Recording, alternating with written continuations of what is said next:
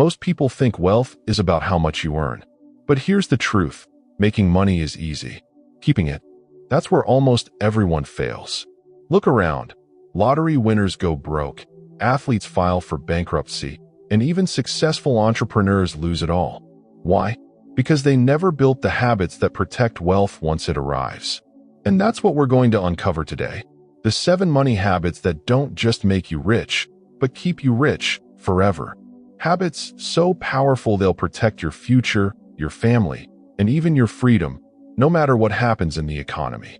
Stay with me, because as we go through these habits, you'll notice something unexpected. One of them is probably missing in your life right now.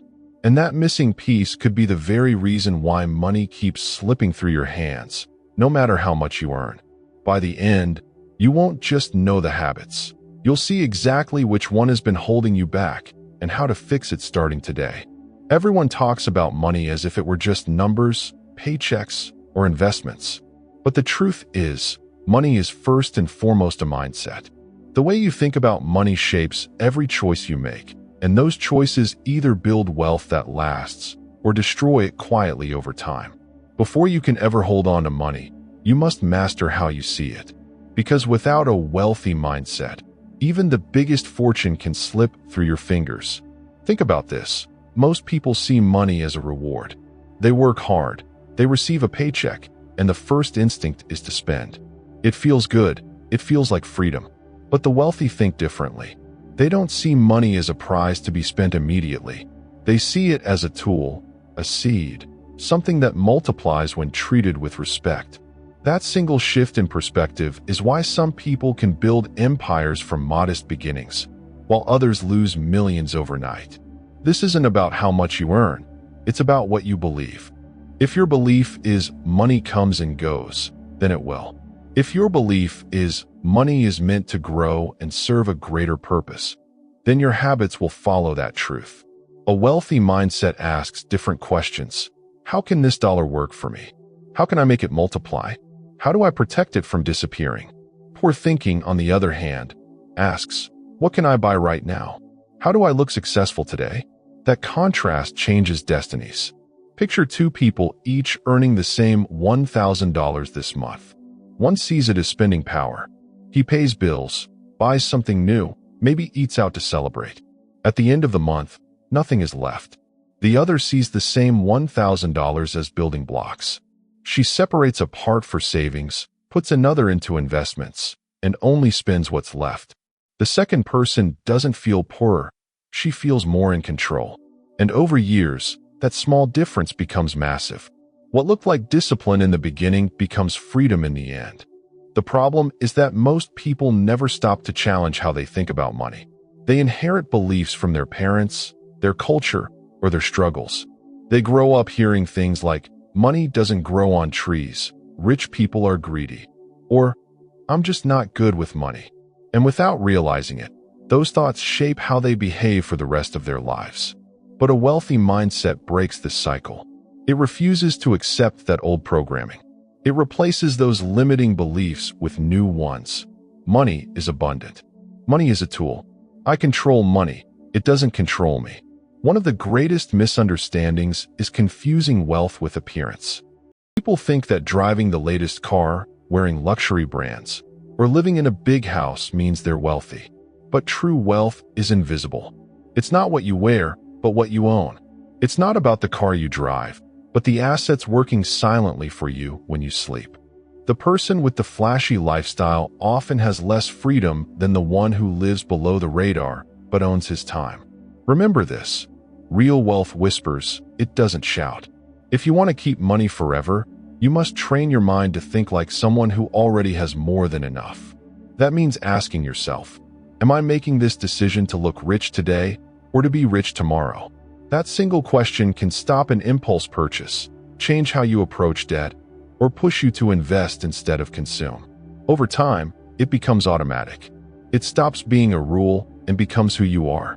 The wealthy mindset also sees setbacks differently. Most people fear losing money, so they cling to it or avoid risk altogether. But those who stay wealthy understand that money will move, markets will rise and fall, opportunities will come and go. They don't panic because their identity isn't tied to a single win or loss. Their mindset is anchored in principles, not in circumstances. That's why they can adapt, rebuild, and keep multiplying what they have. You don't need millions in the bank to start thinking like this. In fact, the best time to build a wealthy mindset is when you have very little, because then every decision matters. If you can control how you think about $1, you can control how you think about habits scale, and the mindset you build now will stay with you when the numbers grow bigger. But here's the hard truth. If your mindset doesn't change, no strategy will save you. You could double your income, win the lottery, or land a huge business deal, and still end up broke. That's why this first habit is the foundation. It's not about techniques or tricks. It's about identity.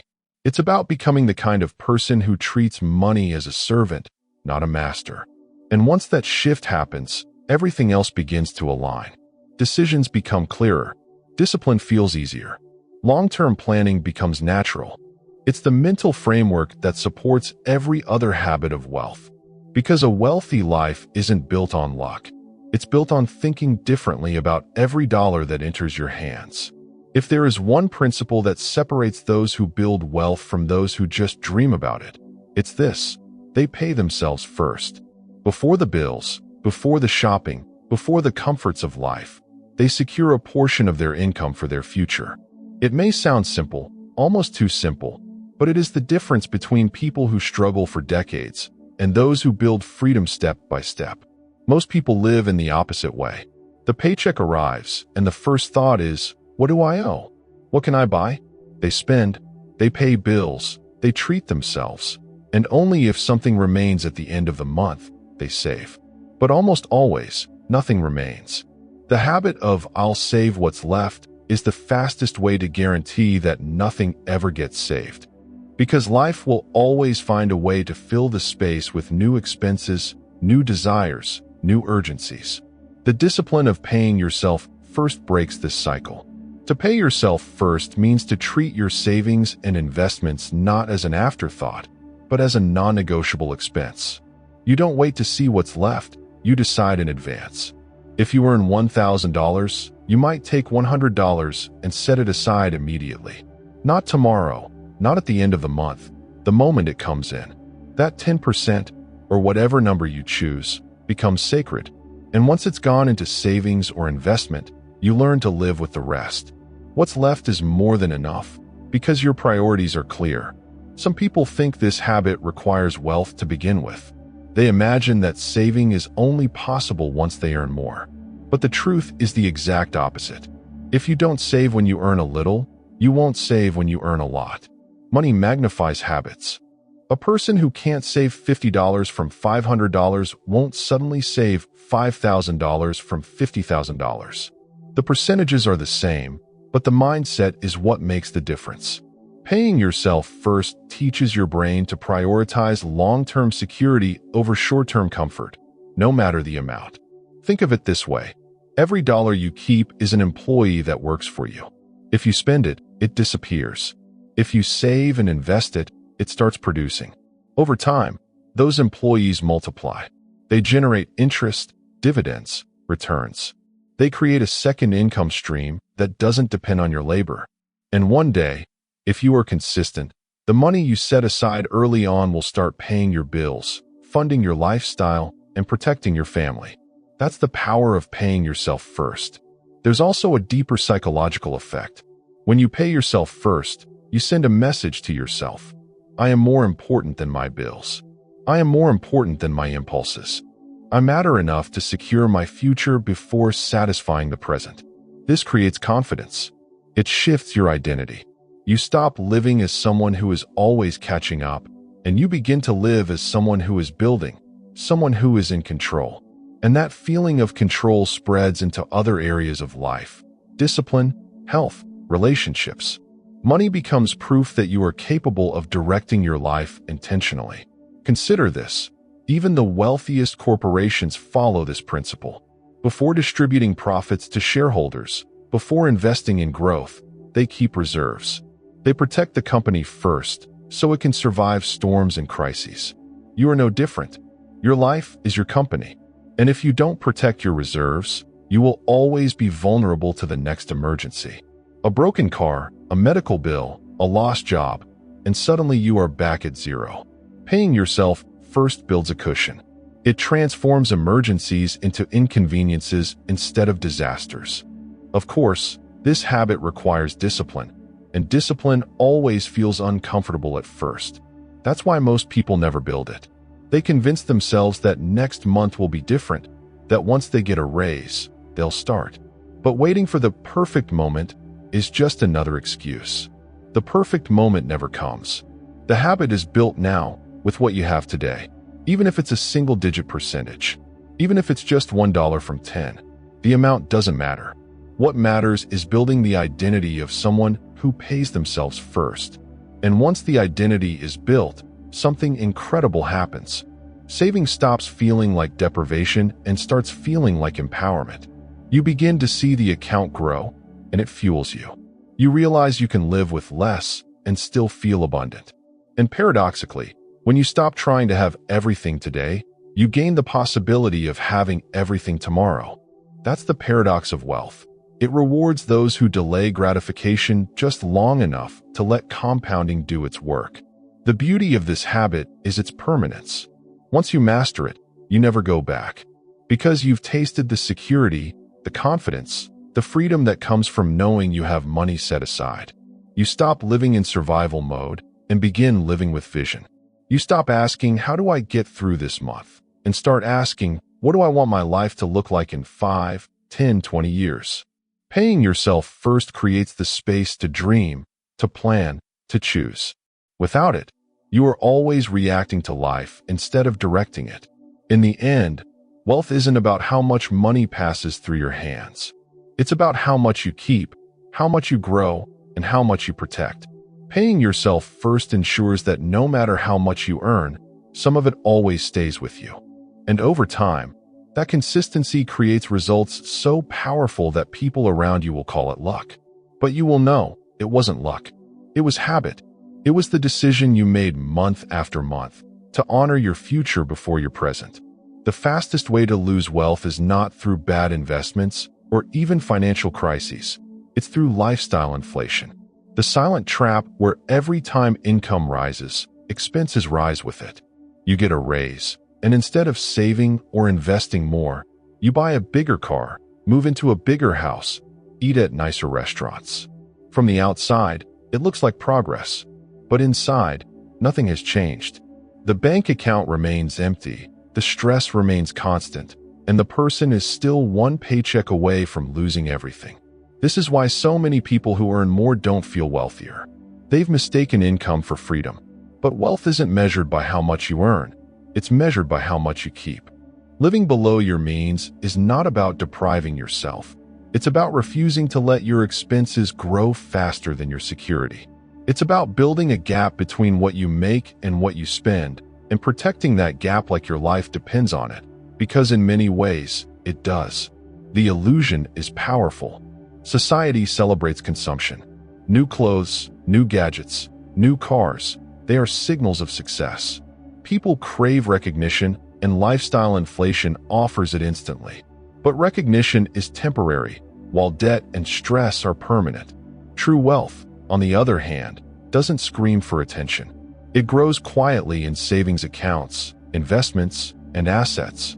The person who lives below their means may look ordinary today, but 10 years from now, their quiet discipline becomes extraordinary freedom. Consider this example. 2 people earn the same salary. One decides that with every raise, life must become more luxurious. The other decides that with every raise, life can stay the same, while savings and investments increase. Fast forward 10 years. The first person is locked into expensive habits, always needing to earn more just to maintain appearances. The second person has built wealth that generates income, protects their family, and buys freedom. Same income, completely different outcomes. Living below your means doesn't mean living small. It means living smart. It means choosing long-term independence over short-term pleasure. When you resist the urge to spend every new dollar, you are buying something priceless, peace of mind. You are buying the ability to say no to jobs you hate, to avoid sleepless nights worrying about bills, to face emergencies with confidence instead of fear.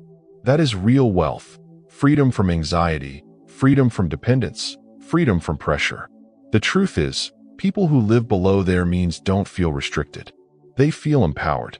Because while others chase status and approval, they know the satisfaction of seeing their future grow stronger month after month. They don't need to prove anything to anyone. They don't live for applause. They live for control. And control is what makes wealth last. Another powerful shift happens when you embrace this habit. You start redefining what enough really means. Most people live in a cycle of never enough. They always need the next raise, the next purchase, the next upgrade to feel satisfied. But living below your means trains your mind to find contentment where you are. It teaches you to separate needs from wants and to enjoy life without tying happiness to possessions.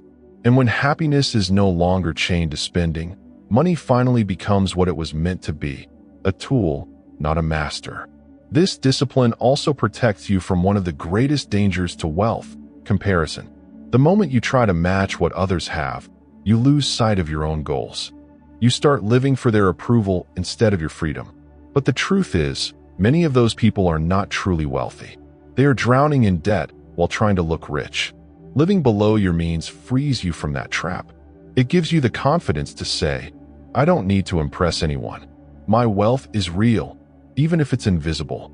It's important to understand that this isn't about sacrifice for the sake of sacrifice. It's about exchanging a smaller comfort today for a bigger one tomorrow. Choosing not to upgrade your car this year may feel like restraint, but 5 years later, that same decision may fund an investment that pays you for life. Choosing not to stretch for the biggest house today may feel like settling, but a decade later, that same choice may give you the freedom to travel, retire early, or support causes you believe in. Every choice to live below your means is really a choice to live above your fears later. The best part is that this habit compounds. Just like money grows when invested, discipline grows when practiced. At first, resisting lifestyle inflation feels difficult. You feel the pull of desire, the pressure to fit in, the temptation of comfort. But as time goes on, it gets easier. The satisfaction of financial security outweighs the fleeting thrill of consumption. The pride of knowing you control your money replaces the hollow feeling of chasing approval. Over time, living below your means stops feeling like restriction and starts feeling like freedom itself. Lasting wealth is not built by those who constantly upgrade their lifestyle. It's built by those who create space between what they earn and what they spend, and then use that space wisely. Because when you live below your means, you're not living less. You're living with purpose. You're choosing freedom over appearance, independence over approval, and security over status. And that is what keeps wealth alive, not just for today, but for the rest of your life. That's the power of staying in the game. Many people sabotage themselves by waiting for the perfect moment. They think, I'll start investing when the market is better. I'll start when I earn more. I'll start when the economy stabilizes. But perfect moments never come. The wealthy don't wait for the perfect time. They create it through action. They know that time in the market matters more than timing the market. Because while others hesitate, their money is already working, already compounding, already multiplying silently in the background. Here's a simple example. Imagine two people. One invests $200 every month, starting at age 25. The other waits until 35 to start, but invests double, $400 a month. Who ends up with more by age 65? It's not the one who invests more money later. It's the one who started earlier, even with less. Why? Because compounding rewards consistency and time, not size. The 10-year head start of small, regular contributions beats larger, inconsistent efforts every single time. Consistency also builds resilience. Markets rise and fall. Recessions come and go. If you only invest when times feel good, you'll miss the real opportunities. The disciplined investor, who invests the same amount every month regardless of headlines, actually benefits from downturns. Why? Because when prices fall, Their money buys more shares, more assets, more future growth. And when the market rises again, they own more than the hesitant, emotional investor. Consistency turns volatility into an ally instead of an enemy. But this habit is not just financial, it's psychological. Investing consistently trains your brain to focus on the long term. It quiets the urge to chase quick wins or panic at losses. It transforms wealth building into a system instead of an emotional roller coaster. And once your mind adapts, investing stops being a question of should I, and becomes a natural part of who you are. Just like brushing your teeth or exercising, it becomes part of your identity, automatic, unshakable. Another truth about consistent investing is that it creates predictability. Life is uncertain, but when you know you're adding to your future every month, you create a sense of stability. You don't need to worry about sudden emergencies wiping you out, because your financial foundation grows stronger every day. And that foundation gives you choices. Maybe it allows you to retire early. Maybe it funds your children's education. Maybe it supports a dream business. Whatever the goal, consistency builds the bridge to get there. Some people resist this habit because they believe small amounts don't matter. They think, what difference does $50 or $100 make? But that's the illusion. Wealth is not about single large moves. It's about small moves multiplied over time. A dollar invested today is worth far more than a dollar spent today. And when you multiply that across decades, the results are staggering. The wealthy understand this truth deeply. It's not about how much you invest. It's about how consistently you invest. Of course, consistency requires discipline. And discipline means making investing a priority, not an option. It means automating transfers so you don't rely on willpower. It means committing to your future as if it were a bill you cannot miss. Because when you treat your investments as sacred, they grow. When you treat them as optional, they disappear. And disappearing habits never create lasting wealth. Think of consistent investing as building a machine. At first, it's small and fragile. You put in money, and it feels slow. But as you keep feeding it, it begins to move faster. The gears start turning, the returns begin compounding, and suddenly the machine is generating momentum on its own. Decades later, it's unstoppable. The same consistency that once felt difficult now feels like freedom because your money works harder than you do. Ultimately, wealth that endures is not built through luck, windfalls, or sudden breakthroughs. It's built through discipline repeated over time. Those who invest consistently may not look spectacular in the beginning, but they become unstoppable in the end. Because while others chase shortcuts and fads, they quietly build unshakable foundations, one deposit at a time. If wealth is about building, debt is about leaking. It's the hole in the bucket that makes all your effort useless. You can work hard, save, even invest, but if you are trapped in the cycle of consumer debt, your future is always being stolen piece by piece. And what makes it worse is that debt doesn't just take money. It takes freedom, peace of mind, and the ability to think clearly about the future. There are two kinds of debt, productive and unproductive. Productive debt is rare. It's when borrowing creates more value than it costs. For example, financing an asset that generates income, or using leverage responsibly in a business that multiplies returns. But most debt people carry is not this. It's unproductive debt, credit cards, personal loans, payment plans for things that lose value the moment they leave the store. That kind of debt doesn't build, it consumes. It turns today's comfort into tomorrow's chains. The trap of unproductive debt is not only in the interest rates, though those are brutal. The trap is in the behavior it creates. The person who falls into this cycle begins to think differently. Every decision becomes about survival, not growth. When a paycheck comes in, the first thought is not what can I build, but what do I owe? Instead of directing money, they are being directed by it. Instead of leading their life, they are being chased by it. Now imagine two people with the same income. One avoids consumer debt as much as possible. The other relies on it constantly. Their lives look the same on the surface. Both work, both spend, both make ends meet. But the behaviors underneath are completely different. The first one delays gratification. They wait before buying. They ask if it's necessary. They find pride in controlling impulses. The second one gives in quickly. They buy now, justify later, and hope to catch up eventually. Over time, these choices carve two completely different futures. One gains control, the other loses it. Debt changes the way you feel about yourself.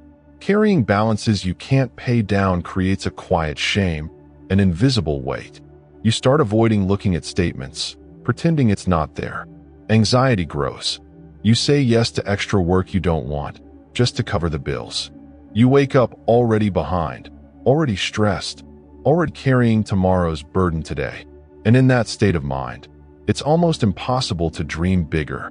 How can you think about freedom, about investing, about legacy, when your thoughts are trapped in survival mode? Breaking free from this cycle requires more than just paying down balances. It requires rewriting your identity. You cannot just promise to be better with money while keeping the same habits that led you there. You have to become the kind of person who refuses to use debt as a crutch for desire. The kind of person who finds satisfaction not in buying, but in building. The kind of person who understands that saying no today is saying yes to a freer tomorrow. The truth is, wealth and debt are opposites.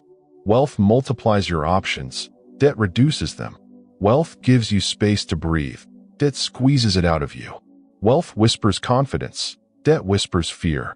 And when fear controls you, it's almost impossible. Disciplined actions required to grow. That's why eliminating unproductive debt is not just about numbers on a page. It's about reclaiming your ability to think, to plan, to lead your life without invisible chains.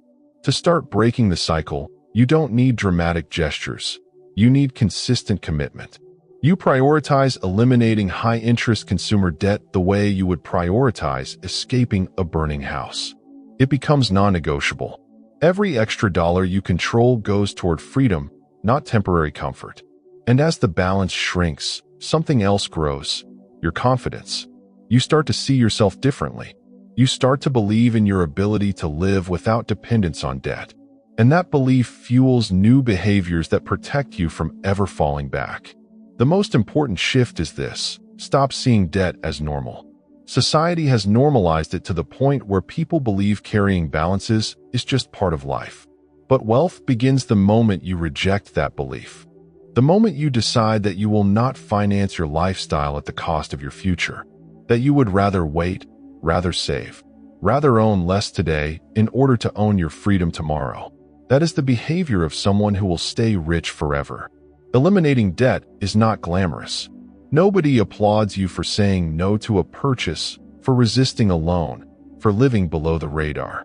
But wealth is rarely glamorous in the moment. It's quiet discipline, invisible sacrifices, choices that no one sees, but everyone feels years later. When you destroy debt, you destroy the biggest enemy of your wealth. You silence the voice that keeps you chained to survival. And you free yourself to focus on growth, on learning, on building something that lasts. Money is not static. It moves, it shifts, it evolves. The rules that worked yesterday may not work tomorrow. New technologies appear, economies change, governments adjust laws, opportunities rise and vanish. In this kind of world, wealth is not something you build once and then ignore. It's something you protect and grow by staying awake, by staying a student, by refusing to believe you already know enough. Because the moment you stop learning about money is the moment you start losing it. Think of how many fortunes have been lost, not because of reckless spending, but because of ignorance. People who once built something meaningful later fell into traps, bad deals, scams, poor investments, because they didn't keep up. They trusted the wrong advice, or they never bothered to update their knowledge. Wealth is fragile when it's carried by someone who believes, "I've figured it out." In contrast, those who remain curious, who keep studying, who treat money as a subject worthy of lifelong learning, keep finding ways to adapt and expand. The truth is that ignorance is expensive. It costs you in hidden fees, in bad loans, in taxes you didn't know how to optimize, in investments you entered without understanding. You don't always see the cost, but it eats away silently at what you've built. On the other hand, education is an investment that never loses value. What you learn can't be taken away from you. Knowledge compounds like money does. The more you gather, the more connections you make, and the more opportunities you recognize. Now picture two different behaviors. One person studies, reads books, listens to mentors, learns about different investment vehicles, understands risk. When faced with a decision, they have clarity. They can separate noise from truth. They know how to ask the right questions. The other person avoids the subject. They say things like, "I'm not good with money," or "I'll deal with it later." They leave decisions to chance, to emotion, or worse, to someone else who doesn't have their best interests at heart. Over time, the first person gains confidence, while the second becomes more dependent, more vulnerable, and more likely to be taken advantage of. But learning about money is not just about markets or strategies. It's also about learning yourself. Money is emotional. It triggers fear, greed, pride, and insecurity. How many times have people sold investments too early out of panic, or bought something foolish because of envy, or borrowed to impress others? Without self-awareness, knowledge alone won't save you. That's why continuous learning must also include reflection, understanding your own patterns, recognizing your impulses, and building the discipline to act on principles instead of feelings. One of the most powerful benefits of financial learning is that it expands what you see as possible. Someone with no knowledge may believe that the only way to grow wealth is to work more hours. Someone who studies realizes there are dozens of ways to make money work for you. Investments, businesses, partnerships, strategies that multiply time instead of consuming it. Education opens doors that ignorance doesn't even know exist. And once you see those doors, you can walk through them, while others remain stuck in the same room. Some people think learning is passive, that you just read a book or listen to advice, and that's enough. But real financial learning is active. It means applying what you learn, experimenting, testing, reviewing, and adjusting. It means asking questions when you don't understand, instead of pretending you do. It means humility, the willingness to admit you don't know everything, even when you've already achieved some success. Because success itself can be dangerous. It makes you feel invincible, and that's when costly mistakes are made. Lifelong learners protect themselves from this trap. They never stop asking, never stop checking, never stop growing. Make learning about money a daily habit, just like saving or investing. Read articles, listen to audiobooks, study stories of people who built and lost fortunes. Learn from both their victories and their mistakes. The more perspectives you gather, the more equipped you are to make decisions that protect your wealth. And the more you practice this, the less intimidating money becomes. Instead of fearing it or avoiding it, you treat it as a subject you're mastering, just like any other skill. And remember, knowledge doesn't just protect your money, it multiplies it. A single piece of wisdom, a tax strategy, an investment principle, a negotiation technique, can be worth thousands, even millions over time. And unlike material possessions, no one can take that from you. A stolen car, a lost job, a market crash, those can erase wealth overnight. But the knowledge you've built remains. And with that knowledge, you can rebuild again and again. That's why education is the one asset that truly lasts forever. Staying wealthy isn't just about keeping money. It's about keeping your mind sharp. The market will change, opportunities will shift, and risks will appear when you least expect. If you want your wealth to last, your learning must last too. Keep your curiosity alive, and money will always find its way back to the hands of those prepared to understand it. Building wealth is one thing. Keeping it is another. And history shows us that many who became rich didn't stay rich, not because they stopped earning, but because they failed to protect what they had. Accumulating money without protecting it is like building a house with no roof. It may look strong, but the first storm will reveal its weakness. Those who stay wealthy understand this deeply. The game of money is not only about winning, it's also about not losing. The greatest danger to wealth is concentration. When everything depends on one investment, one market, or one business, risk becomes lethal. Confidence turns into blindness, and a single downturn can erase years of progress. That's why people who preserve wealth think differently. They don't chase the thrill of putting everything on the line. They spread their resources, they balance risk, they prepare for what others call unlikely. Because they know it only takes one shock to undo everything. Diversification is not about fear, it's about strategy. It's about building a foundation so wide that no single crack can make it collapse. When you diversify, you create stability. Your wealth is not tied to one outcome, one economy, or one decision. Some assets may fall, others may rise, but together they protect the whole. That's why true wealth doesn't live in extremes. It doesn't gamble everything on a single bet. It grows across fields, industries, and forms quietly and steadily. But protecting wealth goes beyond diversification. It also requires defense against life's uncertainties. Emergencies, accidents, illness, lawsuits, economic shifts. These are the storms that come without warning. That's why those who stay wealthy prepare in advance. They build emergency funds. They use insurance wisely. They structure their finances to withstand shocks. To outsiders, this looks cautious, even boring. But to the wealthy, it's the reason their fortune endures. They understand that protection is not a cost. It's an investment in survival.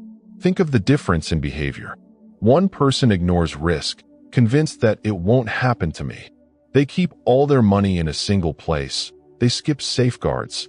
They think preparation is for the fearful.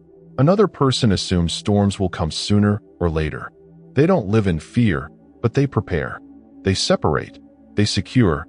They build walls around what matters most. And when challenges arrive, the difference is visible.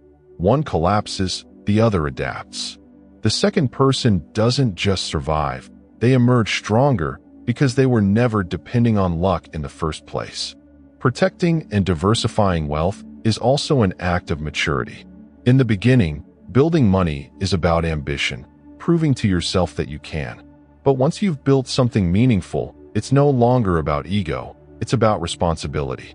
Responsibility to yourself, to your family, to future generations. Because real wealth isn't just about living well today. It's about ensuring that what you've built outlives you. That your family, your community, maybe even the world, benefits from what you protected. There is a reason wealthy families think in terms of generations, while others think in terms of months. It's because they see protection as part of the mission. They know that without safeguards, wealth rarely lasts beyond one generation. But with them, it can endure for decades, even centuries. And that shift in perspective, from how much can I gain today, to how can I ensure this lasts tomorrow, is what separates those who simply get rich from those who stay rich forever.